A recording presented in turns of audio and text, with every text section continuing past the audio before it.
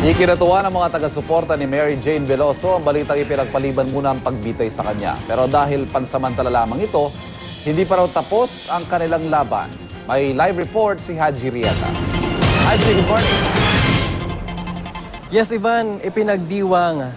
Ivan, good morning. Ipinagdiwang nga ng mga taga-suporta ni Mary Jane Veloso na ilang araw nang nananatili ngayon dito sa labas ng Indonesian Embassy sa lungsod ng Makati matapos nga ipagliban yung kanyang execution sa Indonesia. Narito ang ulat. Ngayon,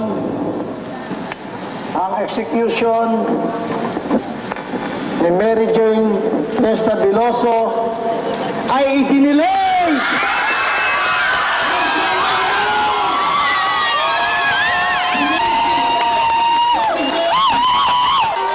Nagbunyi ang maraming taga-suporta ni Mary Jane Veloso sa labas ng Indonesian Embassy sa Makati nang malamang ligtas ito sa firing squad sa Indonesia. May mga nagyakapan, ang iba naman naiyak sa tuwa. Sabi nga ng lolang ito na taga Valenzuela, milagro raw itong nangyari kay Veloso. Salamat sa Panginoon! Salamat sa Panginoon! Tulungan na namin pagdasal ngayong gabi ang magdamag nawang Panginoon. Sulit ba yung pagpupuyat no? Oo, okay na sa akin kahit matanda na ako, senior citizen. Okay na para na kay Mary Jane Veloso.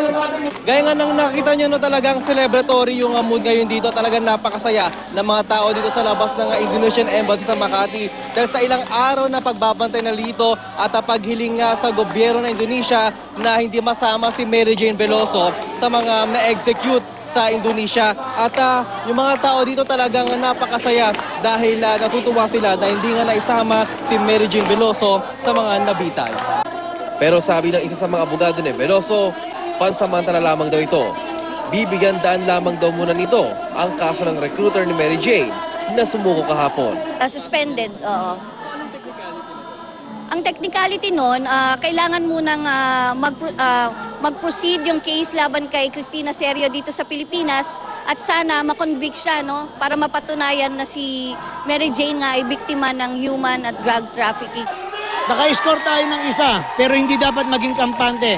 Gagawin pa rin po natin lahat para mailigtas na si Mary Jane at iuwi na po dito sa Pilipinas. Stay pa rin yung order. Ang sinasabi lang po dito, dinelay. Malaga meron tayong nakahinga tayo ng isang puwang para pa sa mas matinding laban na atin po hinahanda.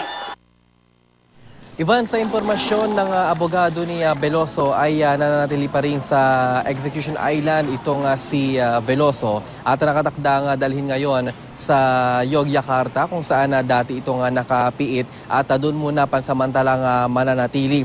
At gaya nga no, ng nakita nyo sa aking likuran, ito po na ngayon yung sitwasyon ngayon dito sa harap ng Indonesian Embassy. Ay kumpara nitong mga nakarang araw, Ivan, ay talagang maraming mga militante at talagang bantay sarado yung mga polis dito. Pero ngayon ay nag-disperse na itong mga polis at iilan na lamang yung mga natitira dito at talagang relax naman na ang sitwasyon ngayon dito sa labas ng embahada ng Indonesia. Ivan? Haji Rieta, maraming salamat.